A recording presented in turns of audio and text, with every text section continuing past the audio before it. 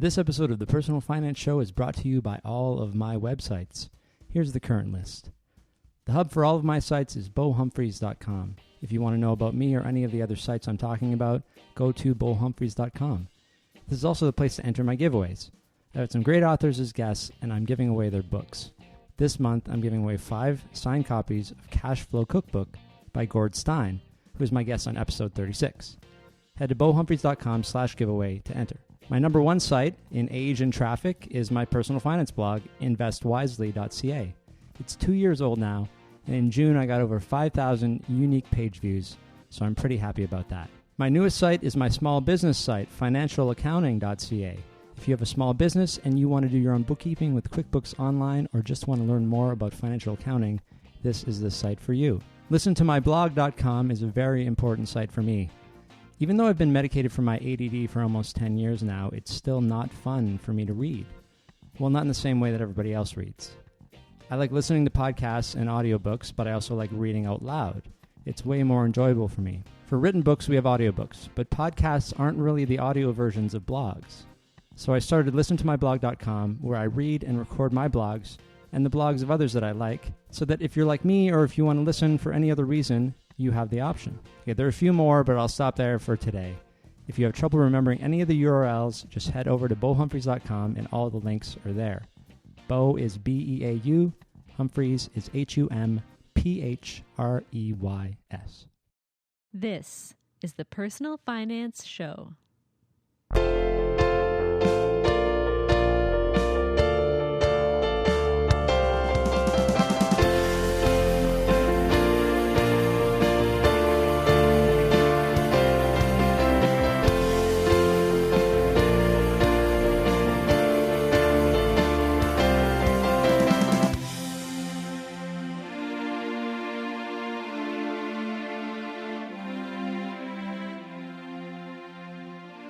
Hi, I'm Bo Humphreys, and this is the Personal Finance Show. What does a book about quitting smoking have to do with your personal finances? That's what I asked my friend Mark Rivard when he told me about his personal finance story. I know you're thinking, if you quit smoking, then you save money. Sure, that's part of it, but the money saved on cigarettes isn't going to make a huge dent in $20,000 of credit card and student loan debt. When Mark told me his story, I knew that other people needed to hear it. You see, Mark got a bit too comfortable living off the generosity of others. We all go through periods like this in our lives. Maybe we're just figuring things out and a friend or family member helps us through the low income or financially difficult times of our life. But how do you learn to take care of yourself financially when you're so used to relying on handouts? Where does the motivation come from to make a change? Just because people keep offering you help doesn't mean that you should take it. And this advice also extends to the help, that's air quotes help, that credit cards offer you in times of need. Credit cards can often seem like a great tool to fund the life that you want, but they come at a huge cost, which you might not realize until you're swimming in debt. And that's the point when you might really need help, but you already used up all of your handouts. What do you do in this situation? I'm so glad that Mark decided to open up and tell his story. It's important to hear, and I hope that hearing it helps you or someone you know make a positive change. My mom worked at TD. Okay. She's retired now. Well, what does she do at TD? She's just a teller. Okay. For about 30 years. But always, she was there, had my account joined with hers. Actually, it was a joint account up until probably in my probably late 20s. Okay. Maybe, yeah. Like, just why would it be a joint account? What's the I don't know. She always what's just the kept goal an eye of that?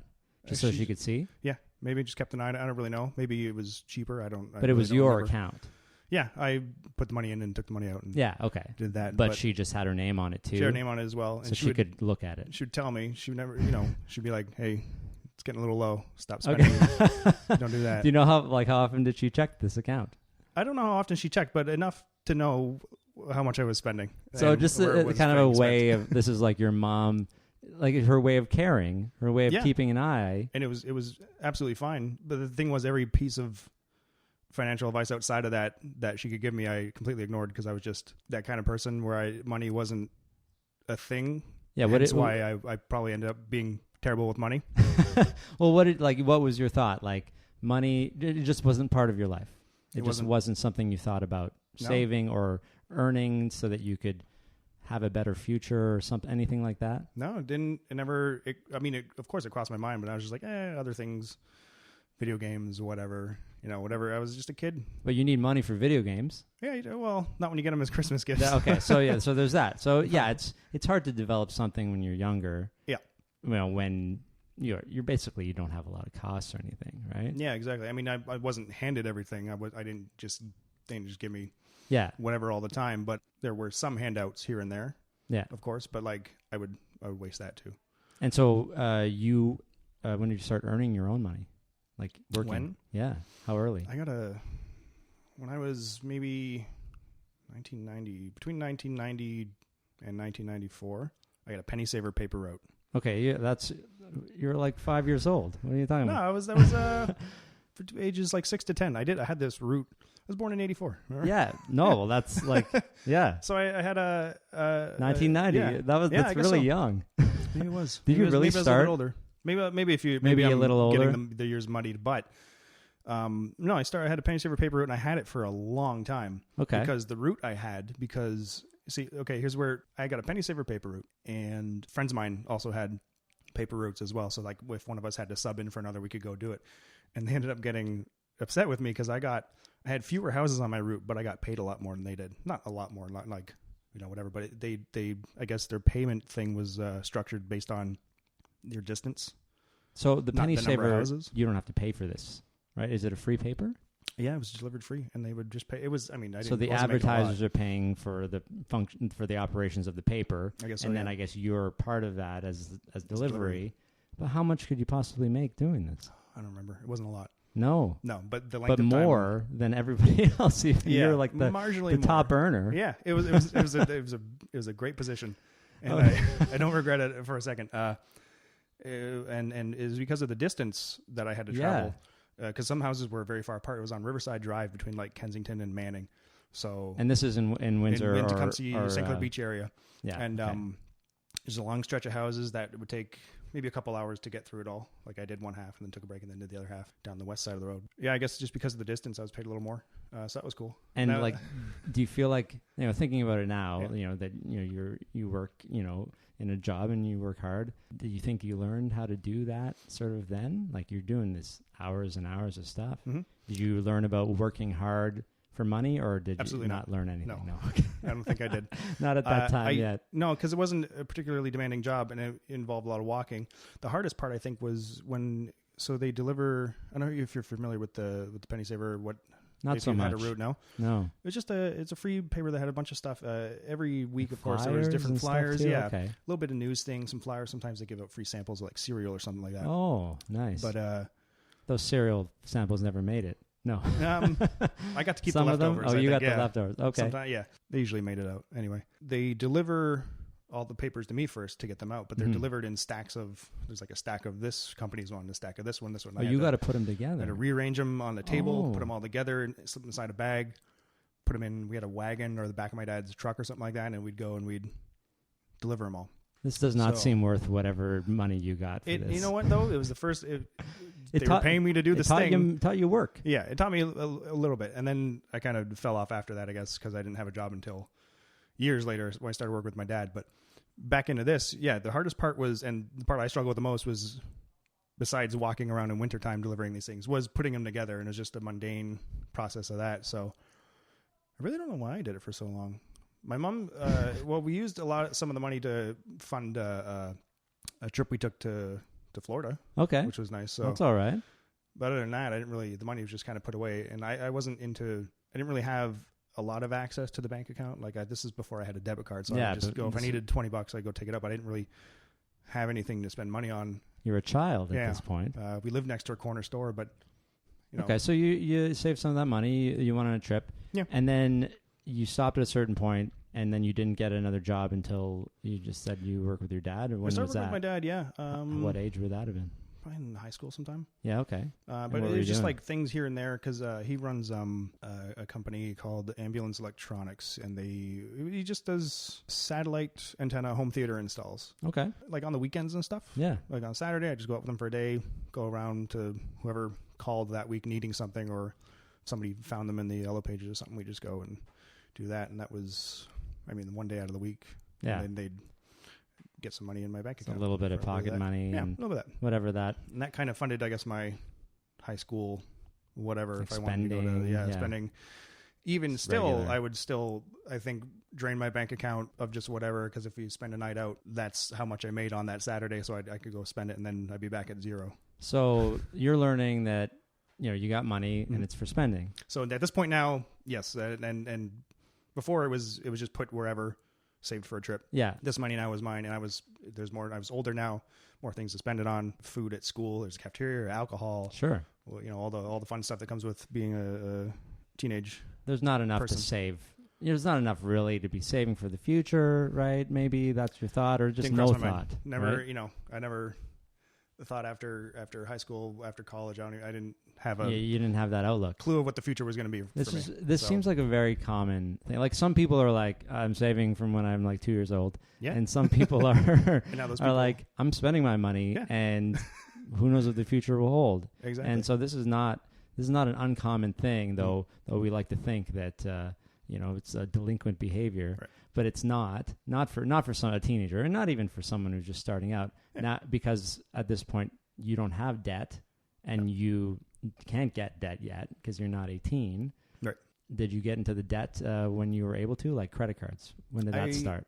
I got a credit card, I think, when I was in college. Okay, so like they offered it to you like at school, or No, it was was I it for a forget. reason? I wonder, it might have just been for like a emergency thing, or for just spending at college, and I would go through that real quick too. Yeah, Like so it was just another, it was a savings account. yeah, or like free money. Yeah. Just like, here's a credit card, cool. Not to pick on your mom or anything. No. But like she's working at TD. Yeah. She's not saying like the credit card is not for you to spend, or maybe she did say that. I think she probably said that. Oh yeah, it was likely that was said. Yeah. I'm going to spend it. Yeah, and I did.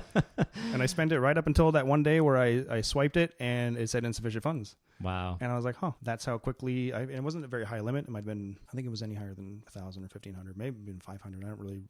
To be honest, I don't really recall, but it was still, I had gone through it quickly enough where I was like, So that's that now. And Didn't learn anything from it. Well, what about when you started making payments?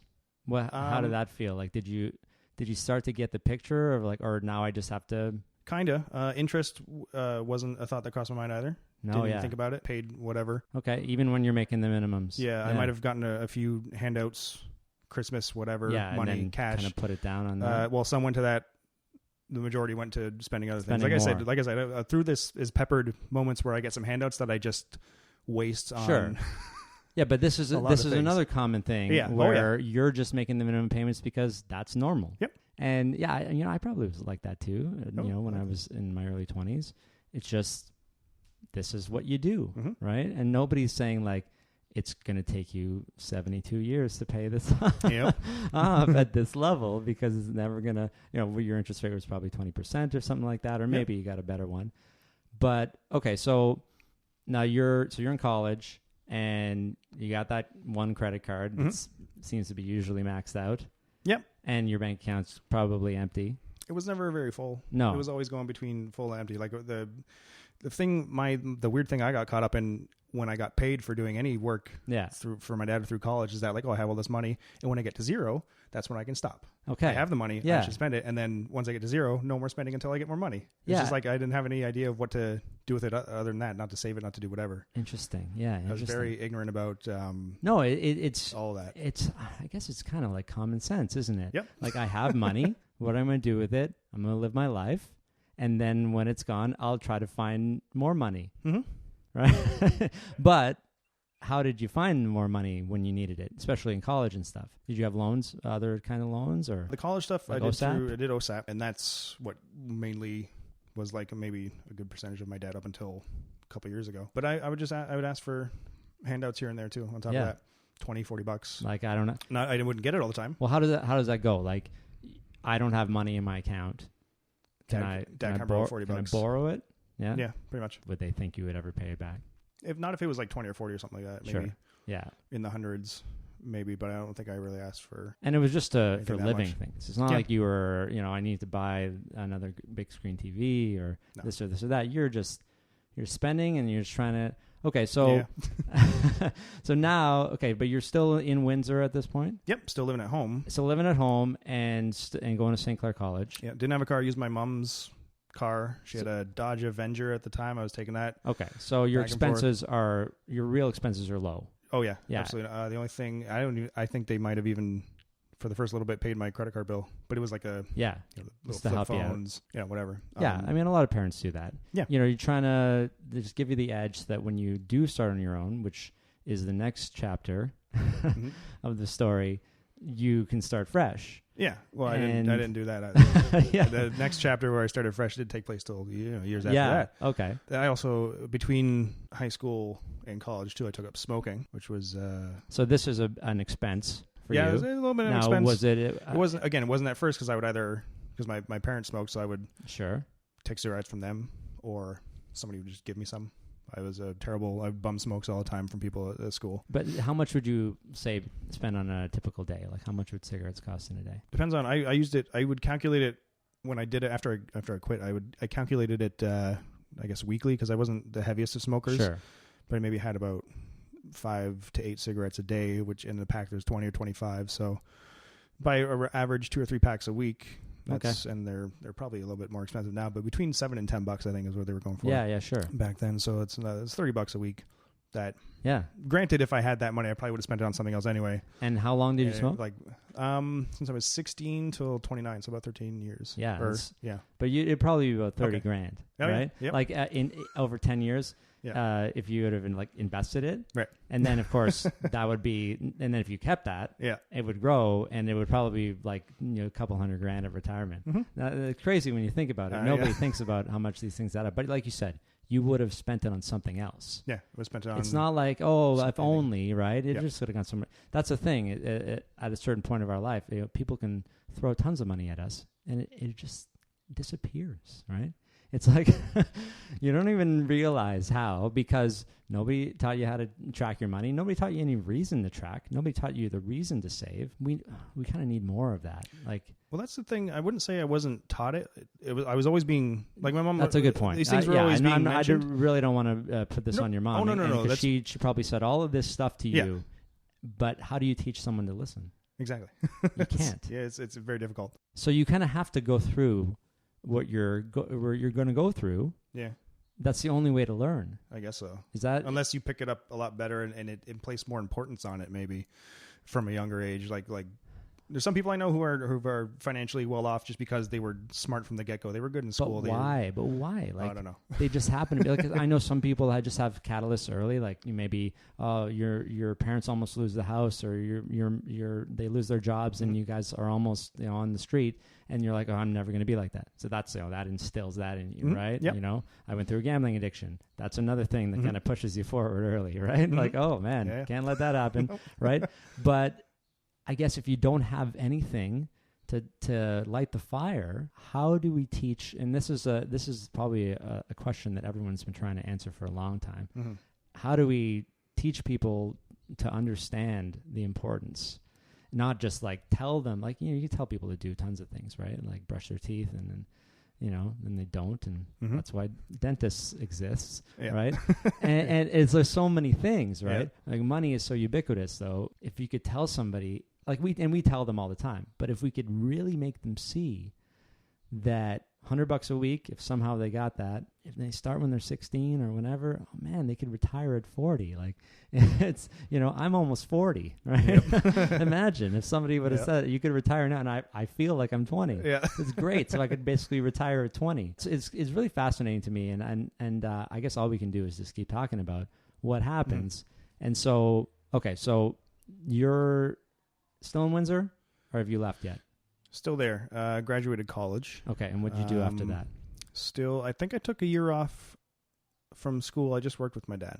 Okay. For the main part. I should add, I got like a part-time gig when I was at the college working on their phones. They were calling applicants and stuff, and they paid a wage for that. Like the registrar's office, that kind of thing? Something like that. Yeah. It was like a group of like maybe 5 or 6 of us calling applicants and doing a whole bunch of stuff there. So that was a tiny little job I had for, I think, the final 2 years whenever they wanted me in a few days a week, maybe. I think it was minimum wage or maybe even below minimum wage. It wasn't really nothing. Again, it was just, and it was money that was coming in alongside now of the work I was doing with my dad. Okay. And then that stopped obviously once I finished college, and now I had this college debt of about... Yeah, how much was it at this point? The program was a brand new program. It was music theater. And so you took music theater and it was about $5,000 a year, I want to say, in a 3-year program. Okay. But again, here's another handout.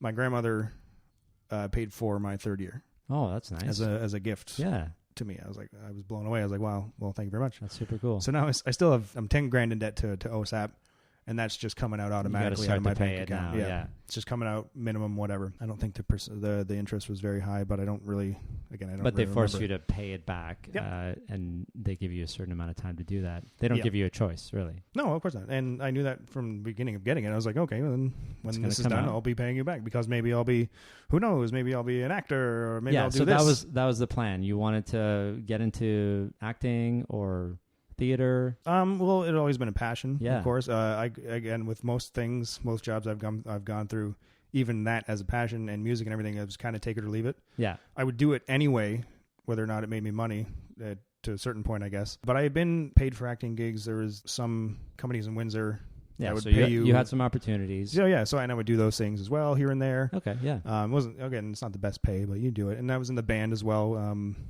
which is the reason we even moved to Toronto in the first place. Okay, yeah. Was that. But the band money was I never got, that was all put towards like funding maybe an album or reinvested, gas. yeah. Yeah, pretty much. So I never expected to see anything from that anyway. What was the band name? We were called My October. My October, yeah, cool. It was a lot of fun. So how many in the band? 4 of us, I think. And we changed out a few bass players, added a singer here and there. Cool. And we rode that wave all the way to Toronto. Okay, so so let's move to Toronto then. Okay. So you did some work with your dad in Windsor for about a year. Yeah, but enough to pay the OSAP.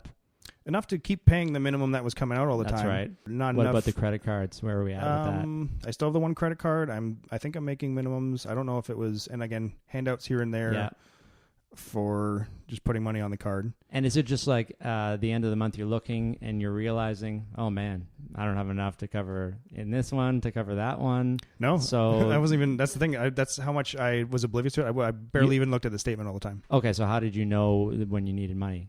Either it would run out and I would say... You would actually be at a store. Yeah. And I was like, all right, well, I'm using debit to pay for this one then. Or cash. Or my mom would tell me. She'd be like, this is getting low. Of course, you had this, the angel watching your account angel. Yeah. Not everybody has this, by the way. It's like, it seems so normalized to you. Like, you my mom was looking at my account. She just said, put more stuff in. Yeah, and that's the thing. You would think that I would, clue in at that point. It's like, hey, you're doing this, you're doing that. Just so oblivious. it just wasn't like, don't worry about it. The thing. You're focusing on your living. You're focusing on your life, right? So you're in Toronto. You guys all moved into a house together? Moved to a house in North York. So summer 2008, about a decade ago now. So you're paying rent? I'm paying rent. Now for the first time? Yeah, this is the first time I moved out. I paid rent for a little bit. Okay. And then I didn't pay rent anymore. And how did that work out? Well, here's the thing. Here's another thing. I got another handout from Grandma. She wrote me a check for $2,000. Said, you're moving to Toronto. Here you go. And within the first couple months, that was gone. Yeah. I just spent it on. We went downtown. We went out. We did all these things. Everybody in the house had a job except for me. There's like an LCBO on the corner. When we passed it to go see the house, it's like, hey, I want to work there. And you would just say this. Just said it, but not knowing at the time that like they had contractual like a position. Is it a union? Yeah, it's unionized, but when you start, I'll just get into this real quick and then we can move. But when you start there, you just work for like a seasonal contract. Like so you couldn't even November get a job full time there to start if you wanted. Oh no. Yeah. No, unless I don't know. It depends if you can move up there if you speak French actually, I guess, which is really nice. But okay, because they're focusing on like French language stores. But anyway, sorry, I derailed. That happens a lot. So how could you justify not working while everyone else was? I was like, I have $2,000. That's going to last me forever. Yeah, exactly. That feels like a lot because it was different from when she helped me pay for that final year of college. This was $2,000 for me to spend on myself to live. I had no. You can stretch that out for how long? I did. Well, I couldn't. I didn't. But some people can. I did not. So when the money ran out, my girlfriend at the time was offering to pay my rent for me. Okay. And I guess maybe I took advantage of that as well for a little too long. Okay. I'm not going to get into too many details, but like obviously that didn't work out well for the relationship in general, and it fell apart a bit after that. That's probably a common thing, but yeah. Oh yeah. Hey, that's a lesson. That is a lesson. That's a hard lesson. Again, the lesson I didn't learn until many years later. This is what, we have to live. We have to live these lessons, right? It's like we can't just read a book.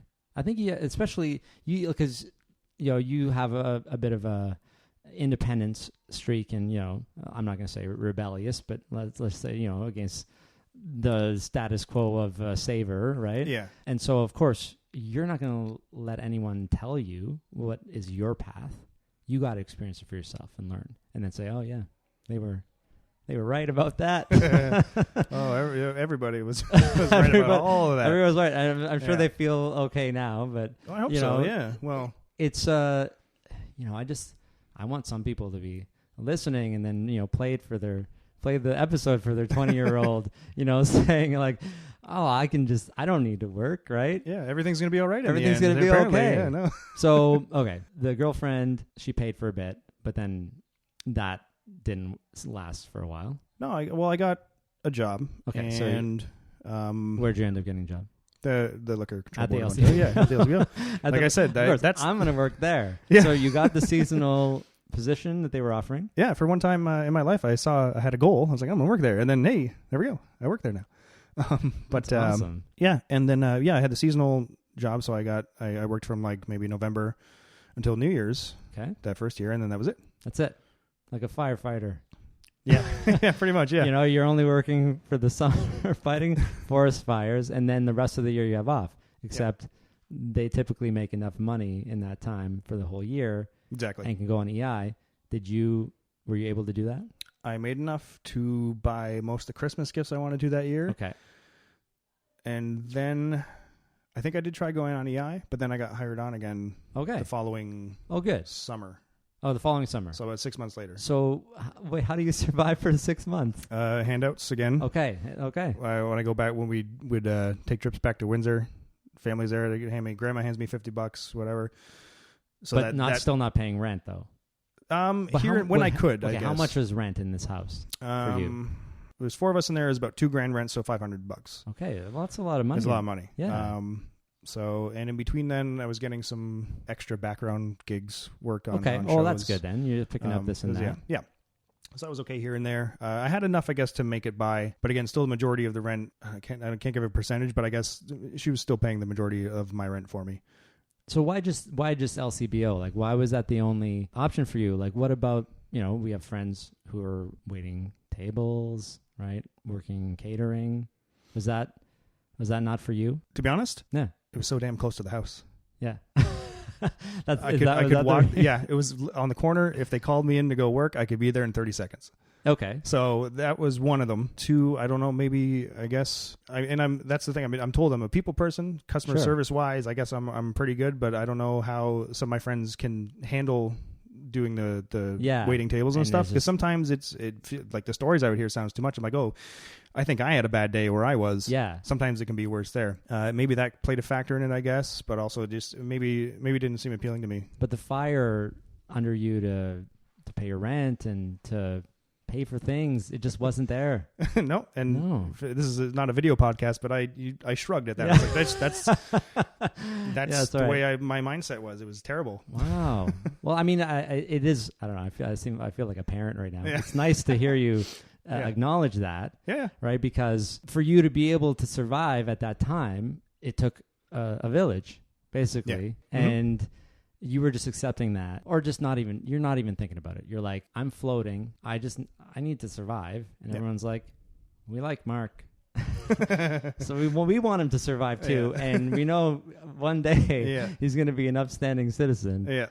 And so, okay. So you got hired on full time? No. Actually, another season? I'm still not full time. I'm still summer season. Oh, you're still not full time. No. Sorry, spoilers, everybody. Yeah.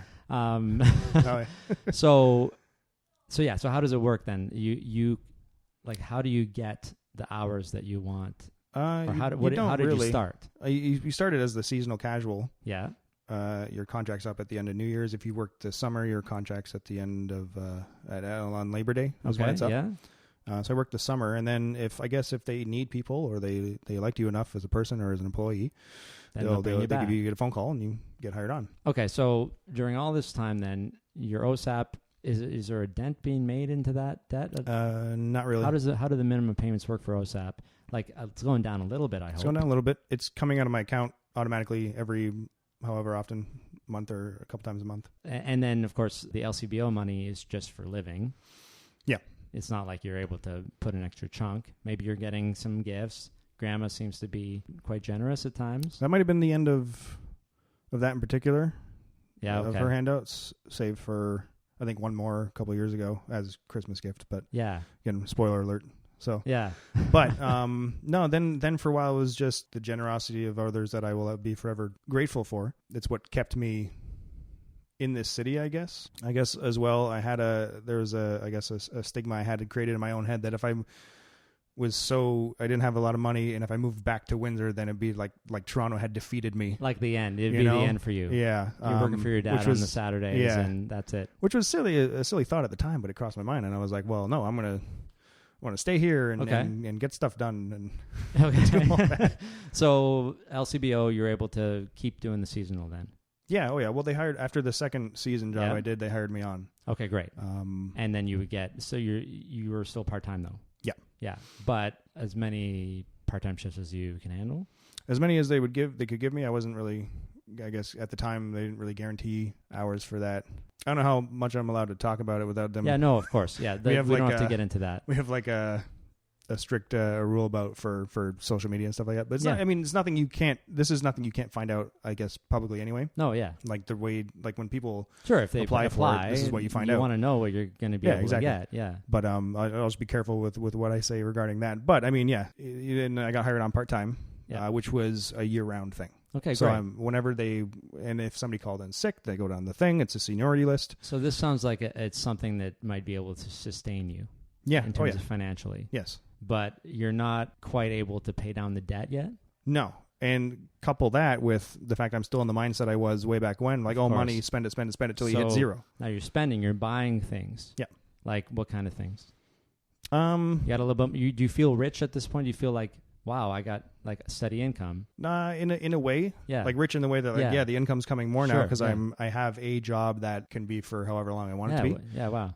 But also at the same time, I'm just buying things here and there, video games, beer, whatever you want, whatever I wanted. Yeah, because I wasn't at home now. I didn't have to worry about why did you buy that, and no judgment. Although there was still judgment, I guess. But then I guess in a way I kind of thought like I was saving because now I had this I had a savings account that would put $1 in every time I used my debit card. Okay. And that's big One saver. Of those, yeah. Okay, you're building it up slowly. Well, yeah, and then that would all go because I didn't know how to use the savings account either. Right. I knew how, but I just didn't care. I would once the bank account got to zero again.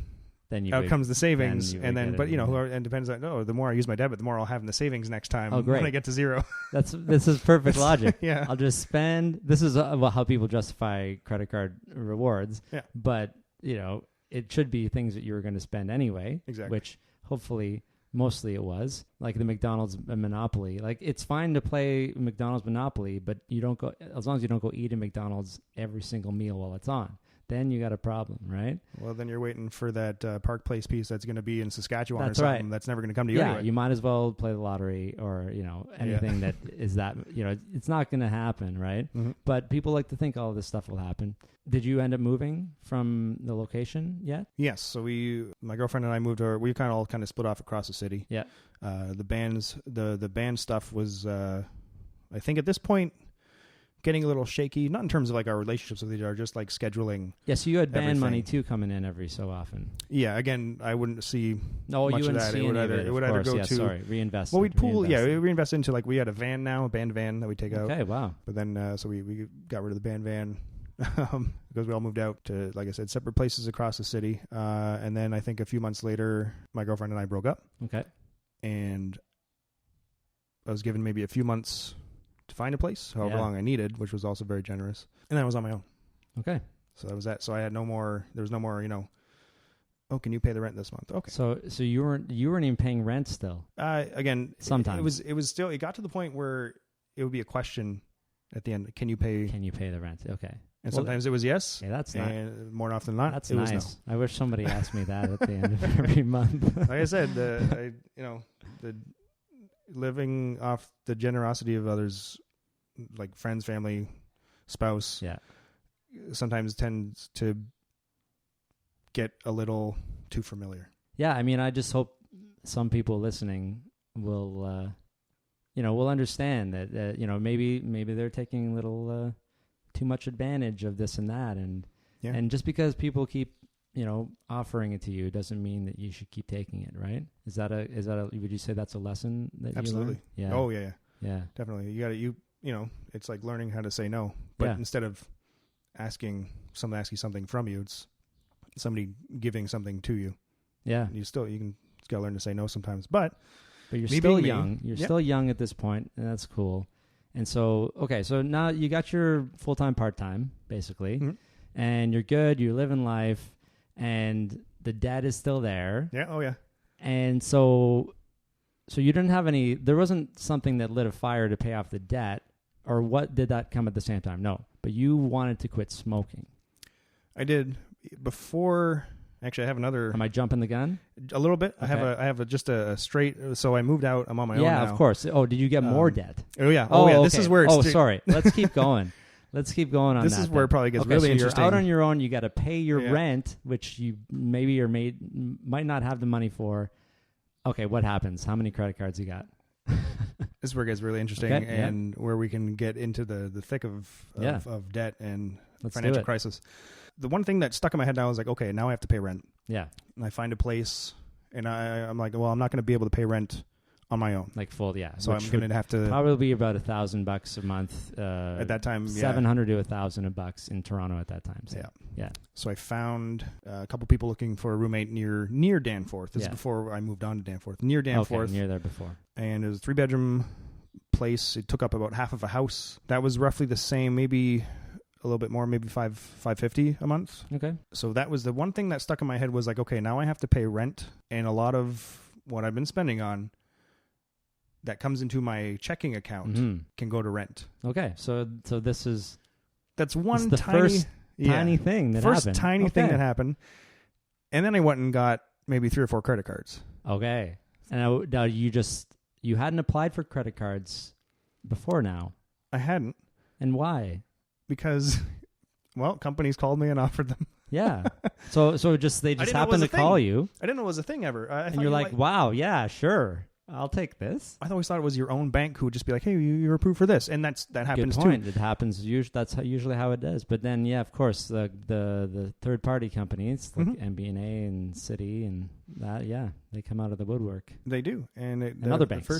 Well, the first one is when I decided that it would be a smart idea to finance a TV. I wanted a fancy new flat screen. You just said finance a TV. Yeah. Yeah, I know. And every time... Please don't do this, anyone. Yeah. Sorry, Please don't Mark. do it. No. Oh, man.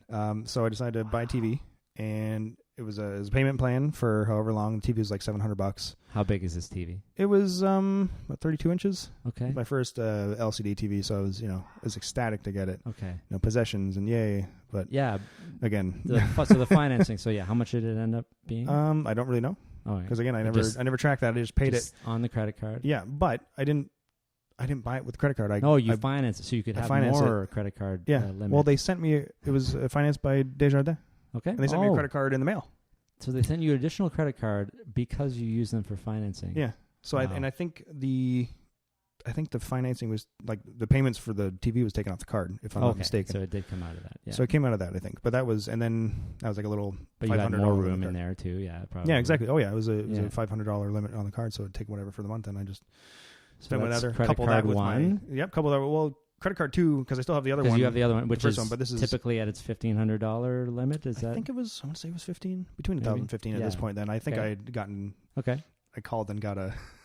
Oh, you got it more. Yeah, extended. Yeah. Of course. I guess it was approved for that. Limit increase. Yeah, of course they will. You've been a loyal paying customer. Yep. Paying the minimums forever. Yeah, exactly. And you will pay forever. No reason. Yeah, I don't think I ever missed a payment unless it was, No, so you got good credit. Good standing, I guess. So you got good credit. Yeah. This is like the danger zone, right? Yeah. Good credit. Oh, yeah. Because you've been paying minimum payments, which, the credit scoring system, I don't know if everybody knows this, invented by the banks. Mm-hmm.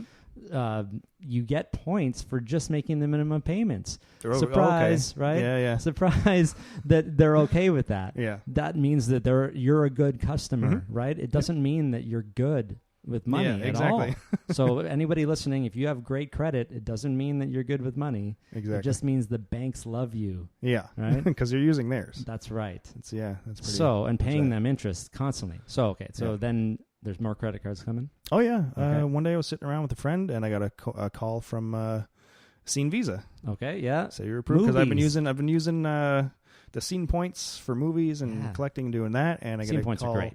Yeah, oh yeah, they're fantastic. Yeah. I don't think I paid for a movie in a long time. Yeah, exactly. But well, I have, but in a different way, I guess. In a different way. But then I was approved for a Scotia Scene Visa, that every dollar gets a point towards going to see a movie. Yeah. Oh. And that card has a $6,000 limit. Oh, they give you $6,000. 25-year-old Mark is over the moon. Yeah. I just got $6,000 for. See, that's the. But what did they look at to decide that $6,000 was okay for you? Couldn't tell you. Like do you know what's your annual salary at this point? What, like, if you had to estimate working part-time LCBO at that point? Yeah, at that Back point. then? Oh, yeah, you don't have geez. to tell anything now. I really or don't. you don't have to say it now if it's not comfortable. It was maybe between 15 and 20 grand. Yeah. So It was like a lot. yeah, not. It might not even be that high. I think definitely wasn't any currently. I haven't looked in a while actually. I think the poverty level is around that. Yeah. Right. Yeah. And so, and then they give you $6,000. It just makes me so mad. Hey, okay, so now you're rich. Now I'm rich. Now I'm spending. Now I'm going to IKEA and I'm buying big things. You know. Oh my god. Although, I guess some days I was frugal with IKEA. I would go and just get a lunch, not buy a big thing. And then how many times do you go to IKEA? Whenever. What? The Leslie one? Yeah. Yeah. Okay. Yeah. Oh yeah. That was I guess the most convenient closest one. I guess. Go get some meatballs and then walk around, get some ideas, and then peace out. Get prepared for the next time I go in. But so that was that, and then I got that card, and then I think moved on to Danforth. Okay, yeah. Around the same time, still smoking.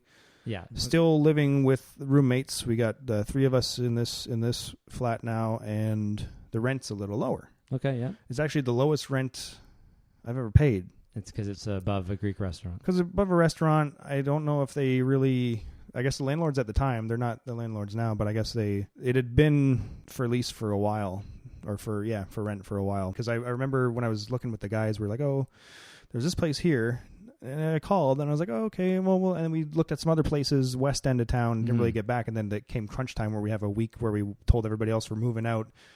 We got to meet in this and find a place. Okay. And so crunch time. So I just go, hey, why don't I try this place again? We call, what's the price again? Oh, $1,200. Cool. $400 each. Yeah. Done. Yep. Okay. So you ended up, you moved into this place, and how much did you how long did you end up staying there? Probably about 4 or 5 years. So 4 or 5 years. Better part of at least 4 or 5.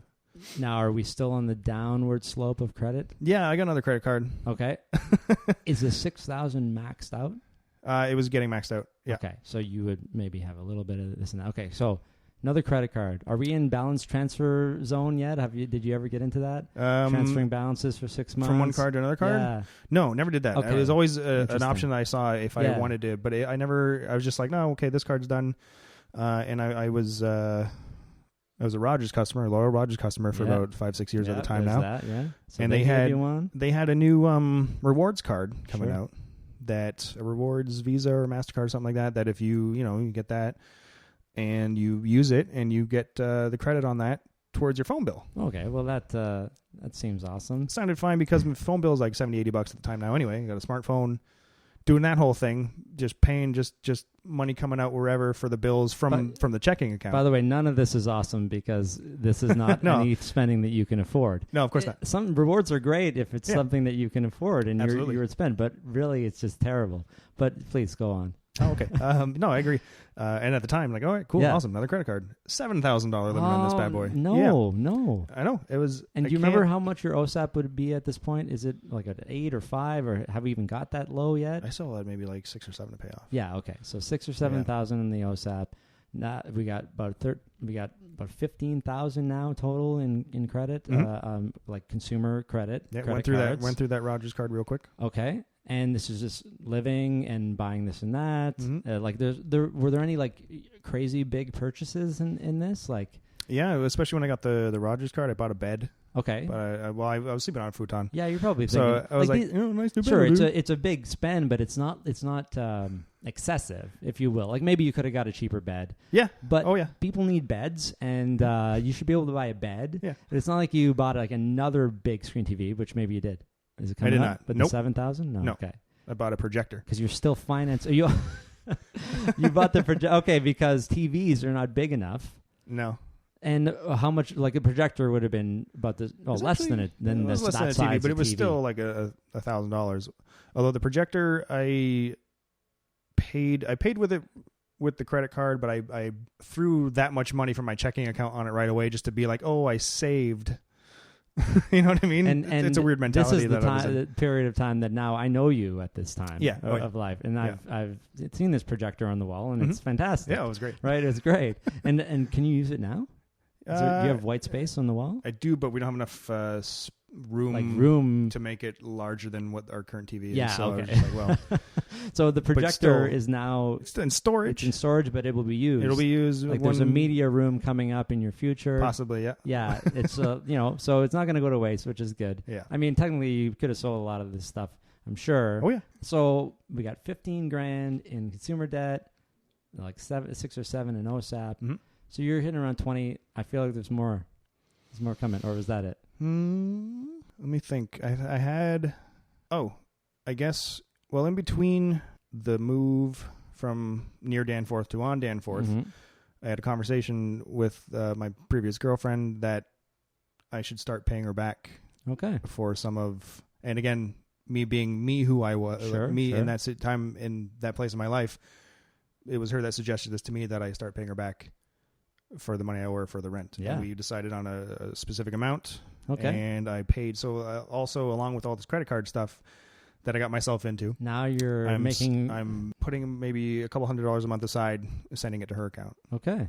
For, I think that was maybe a 2-3 year stretch, I guess, to pay that amount back. Wow. Okay. So on top of that, so I'm working. I got another job at a market research firm. Okay. So I'm working 2 jobs. So you got another job doing this because your minimum payments got to be crazy. Yeah. Oh yeah. All over the place. Do you remember how much you would have been paying on about $15,000 in credit card debt? Between 80 and 120 probably. Sure.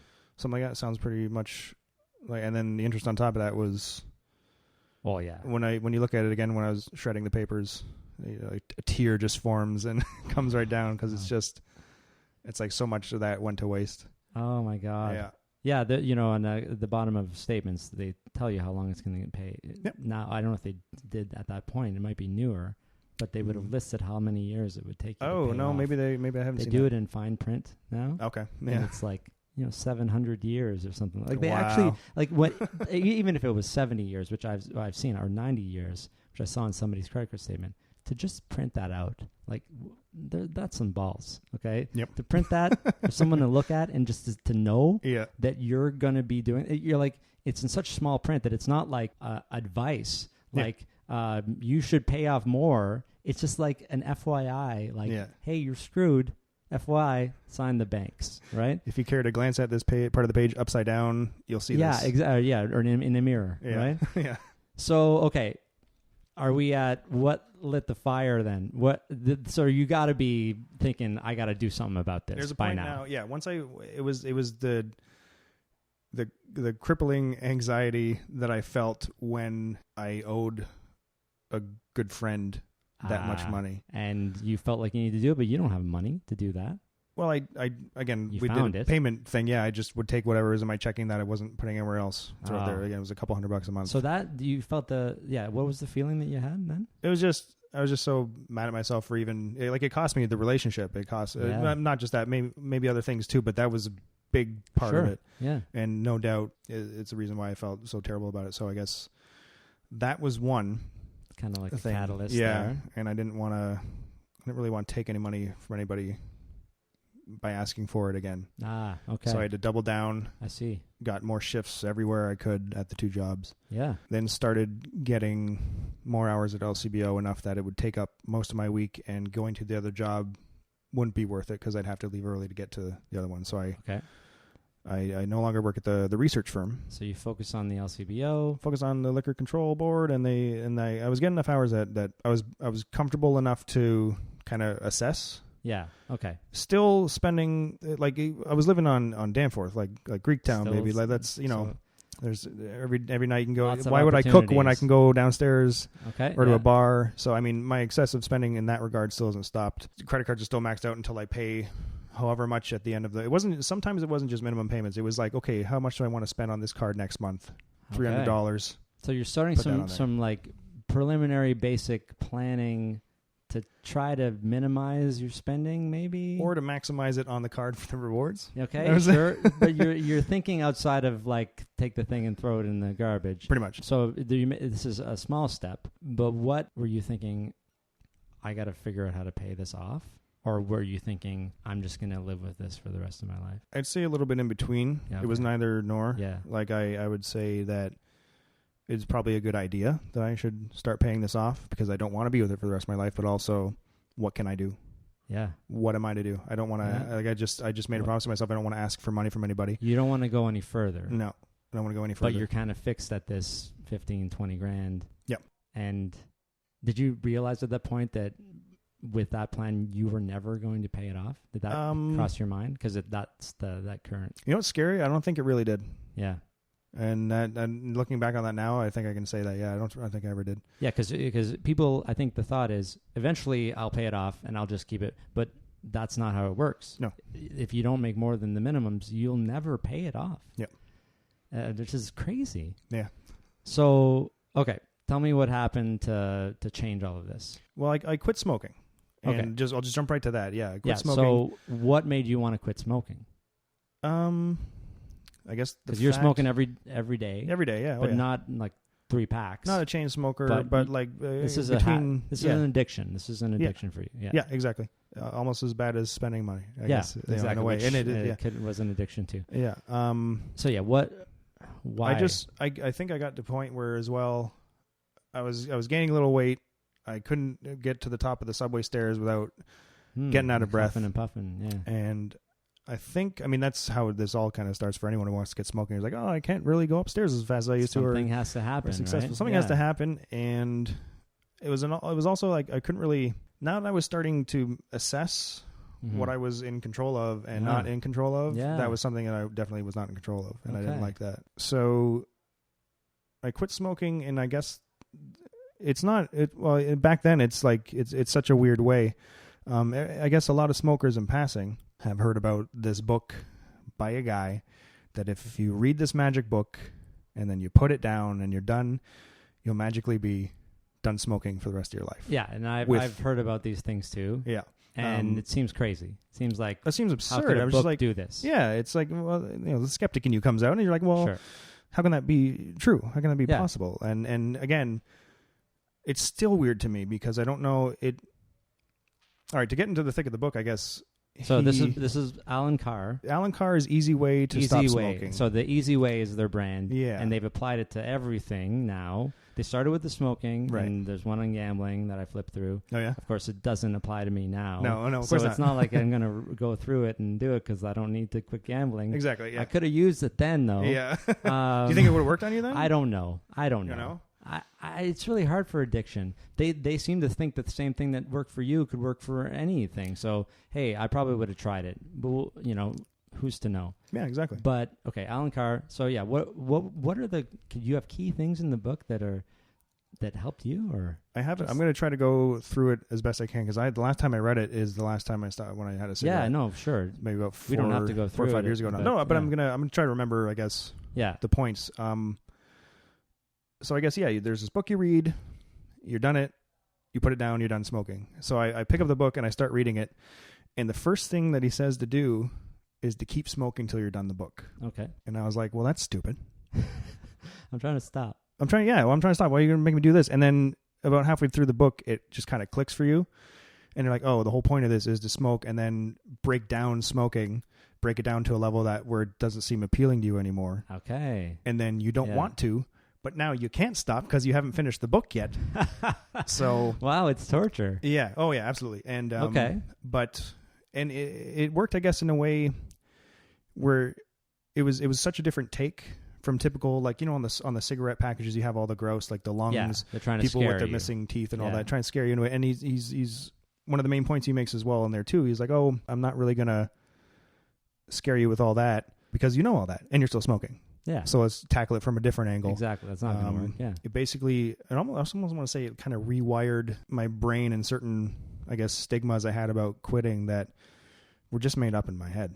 Okay. Like that it, for example, that it relaxes you. Like the dying soldier in a movie is given his last cigarette to relax. Oh yeah, that's all I needed. Yeah. That it keeps you stress free when, you know, in reality it doesn't actually, you know, makes your heart rate go faster, makes you a little more anxious. And so it was just posing these things to you in a way that you never thought of before? Yeah, pretty much. And it was, I guess, too powerful to ignore because there was about 3 or 4 points where I was reading the book where I absolutely wanted to stop for good. And there was no way I could. You weren't allowed to. Weren't allowed to until you were done the book. And that's where, I guess, that's where it clicks for you. That's where it clicked for me for that. And then because another one of the promises that he makes in the book is like, once you're done this, you're gonna not smoke. But the best part is, and you're gonna kick yourself for this, you're not gonna have any cravings. Really? You're not gonna have any. It's all without drugs. And you don't have to use a true. patch. You don't have to use anything else. Absolutely true. And I don't know how. Again, I kicked myself for not reading it earlier. It's just crazy to me that a book could do that. Anything could do this. You know, having gone through so much addiction therapy myself. Yeah. Right. Yeah. If somebody would have said like, and maybe it would have worked. Hey, just read this book first. Yeah. And then then you can spend 10 years at Cam H with a problem gambling counselor. Yeah. Well, that's the thing too. Maybe I guess maybe the same thing wouldn't work for everybody, but the book I think has like a 95% success rate. Yeah. I mean, the fact that it worked for you is amazing. Worked for my dad. Yeah. Oh, so your dad did it too? He was smoking for like 50 years. Right after you did it? Not right after I did it. But he saw what happened to you. See, there's powerful stuff, right? And it's not, like you said, it's not necessarily going to work for everybody. Right. But there's no harm in trying it. I mean, other than the fact you're spending money on the book and making, well, Alan Carr is passed on now, right? Yeah.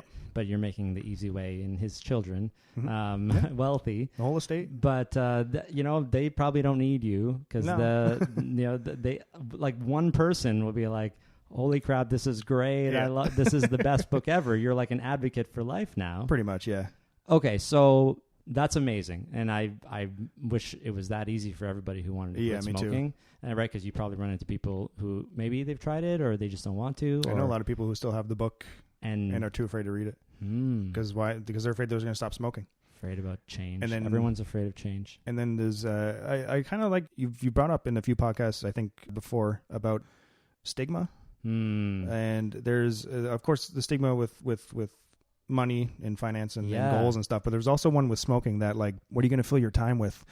I'm going to be angry. I'm going to be this. I'm going to be, don't talk to me for 2 weeks while I quit smoking. And they're so afraid. Terrible things like that. And putting it up on a pedestal like that you stay away from this. Yeah. And it was such a weird to get over all those stigmas, but the book breaks all those down too. And then it just makes you not worry about it anymore. Okay. So you're then able to apply this to your money situation. Yeah, in the way that I think the first thing in the book that he mentions is that you have to admit to yourself that you've made a poor choice. Okay, yeah.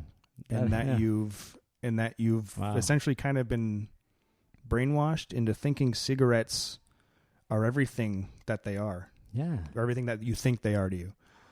Wow. And that's kind of what clicked for me in the beginning to stop smoking.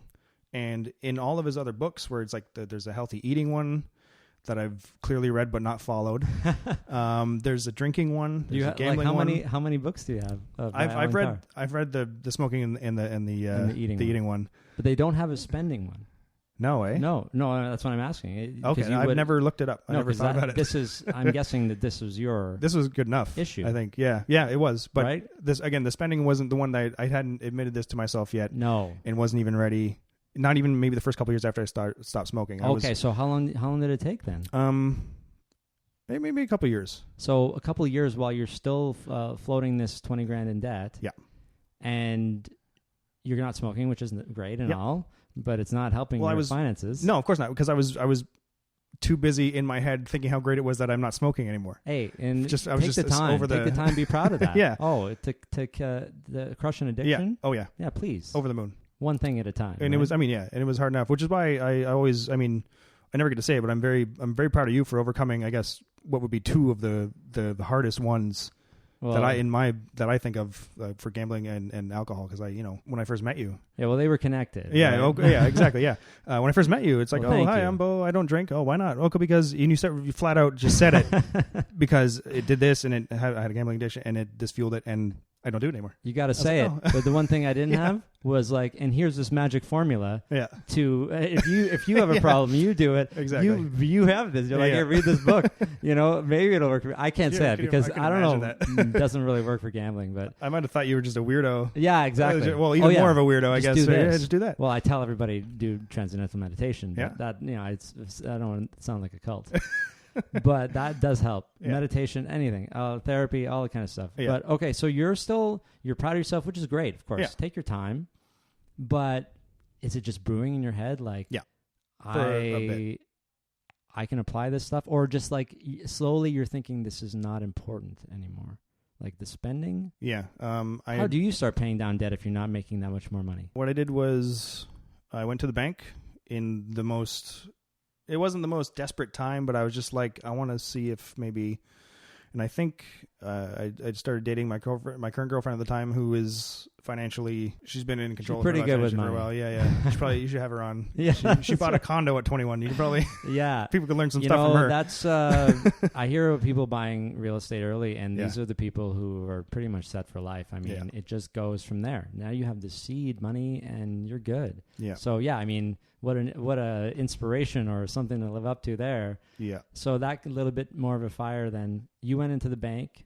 A little bit, yeah. So we started dating. That was more of a thing. I went in and we were going to have we established, I guess, because again, she's financially sound. She wants to know about my debt and what's coming with me into this relationship. Full disclosure. That's good. I recommend that for everybody. So I laid it all out. Okay. And this was that. And I was like, and this is where the point I brought up. There's got to be some kind of consolidation for this, either putting it all on another bigger card, or something else. And what was suggested was a loan, like consolidation loan. Yeah, yeah. At a low enough rate, I guess, lower than your credit cards. Lower than the cards by a good amount. So just to interrupt real quick, yeah. So your options, if you do have a lot of debt and you're looking to get out of it, or one a consolidation loan, as you said, the stopgap measures or balance transfers for 0% for 6 months, but you maybe don't want to get involved in that. But it's a good way to, if you need it in a pinch and you have another card, or you can get another card and you're not able to do that. The other options really are consumer proposal and bankruptcy. And I don't know if you considered either one of those. No, I've never, like from the get-go, I was never good with finances or anything. So I never even consider it because I don't know what it would get me. You never thought about what a bankruptcy, No, like it always sounds like a bad thing. It's the worst thing to me, that's the worst thing on Wheel of Fortune. It's the worst thing on the list. You know what I mean? Yeah, absolutely. It sounds bad. I didn't really want to think about it. No, I just don't want people to discount, like, if a consolidation loan doesn't help, right? If, but your frame of mind has to change too, right? So your consolidation loan, so you did that. Yeah. And all it does is just move your debt. Move my debt. Right? Yep. I mean, you're paying a little bit less on a monthly. Right. So you were able to increase your payments then? Yes. I wasn't just paying minimums on that. I was deliberately paying more. Yeah. Because I wanted to just that's the only way to get it down. Yeah. Yeah. You remember how much the loan ended up being? It was between 14 and 15. Okay. I'm pretty sure. Yeah. So it was a lot to ask for. And even, I don't know why, the guy, it's another thing too. The guy at the bank wasn't even straight up said, he's like, I don't know if this is going to... This is going to help. This is going to fly. Well, that's because that's if you go to a bankruptcy trustee, you know, even going through bankruptcy, like, sure, it ruins your credit for a while, so you can't get credit, and all your debt is gone. But if you don't fix the problem, the debt will come back. Yeah. Just like when your bank account was empty, you couldn't spend. When you got more money, you spend it. It doesn't matter. Like, you get more credit cards. Exactly. So how do you make it stick? What did you do? I just kind of stuck to it. I think you changed. I now kind of was in a, living with, and I guess finally heeding all the advice from past, it finally came to the forefront, all because it was coming- being repeated again now at a time where I'm more open to ideas of how to get out of this. That's right. I would say as well that, now again, we're going full disclosure here. I don't want to Yeah. leave anything out. Sure. I think once my OSAP got down to a certain amount, Yeah. maybe there's $1,000 or $2,000 left, I got a handout, Okay. put it on that. Hey, nice. Once my... Not a TV. Yeah. No, exactly. And that's the thing too. I saw... You're in a different place now. Yeah. One more handout from Grandma. To crush it. To crush it. Yeah. And this was my crossroads, I think, as well. Because I saw myself... Sure. I saw myself spending this on whatever. Oh, my God. Saw myself spending it on doing whatever I wanted. Like maybe... I don't know what else I could get at this point. I had a bed, I had a projector, I had video game consoles, I had just about everything. And I was like, well, I could also use it for this. And I saw myself there, and I didn't want to see myself having to go to the bank again to apply for this loan again. No, because that wasn't comfortable. Like, yeah, right? yeah, it was so uncomfortable. Yeah. And the fact that he's like, I don't know if this is it might not be approved. I was like, well, You're like, try it. great. Yeah. So I guess in a way that sort of sped up the process. Again, I had to make a choice. I didn't, when you come into money, like, did you ever win a jackpot? Yeah. Yeah. So, well, then I spent it right away. Yeah, of course. So that was the worst day of my life.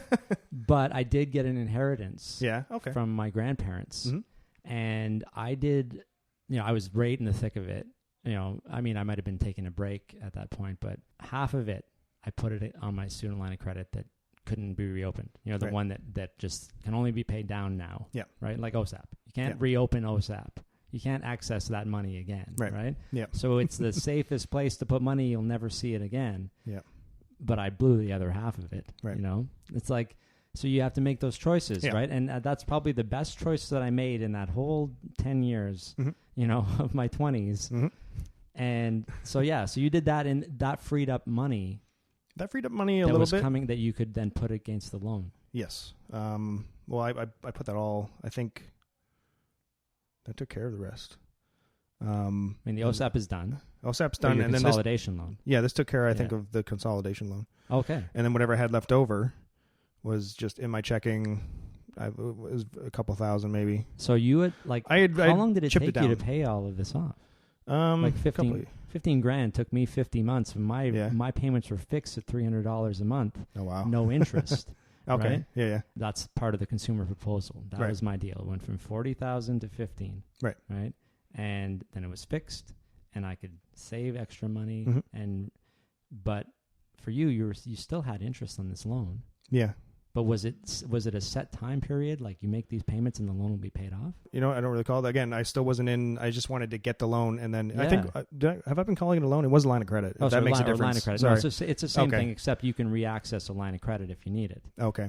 Which means, do you still have access to that? I don't know, because it's just sitting there at a big fat zero. Yeah.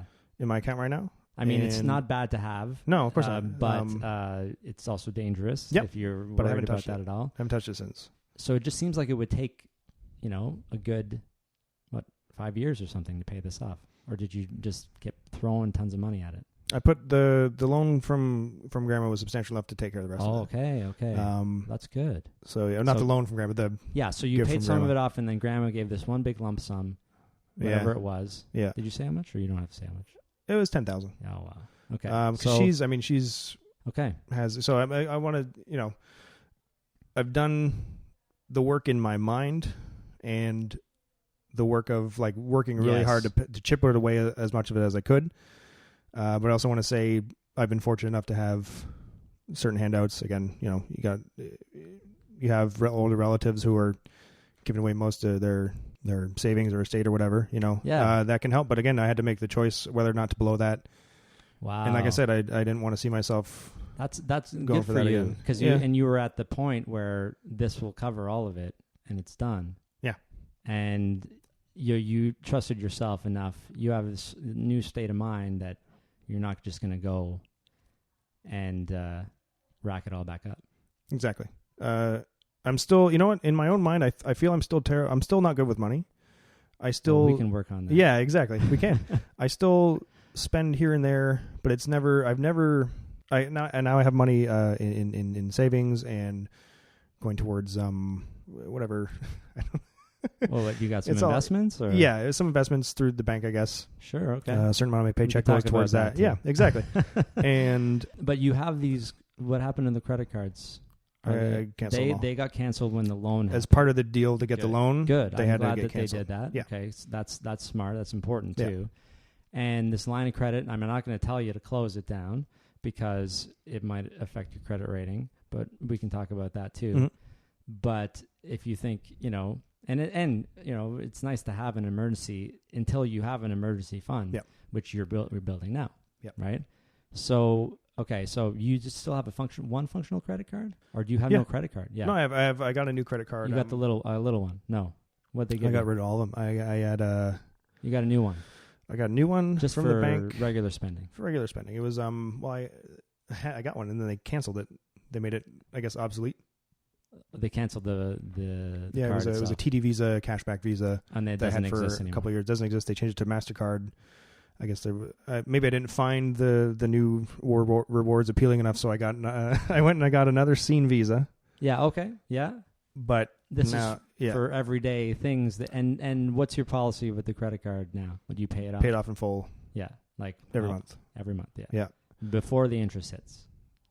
Absolutely. And The second I get the email, I open my app and I pay it. And is this just something that you feel that you should be doing, or you want to do this? This makes you feel good. It does.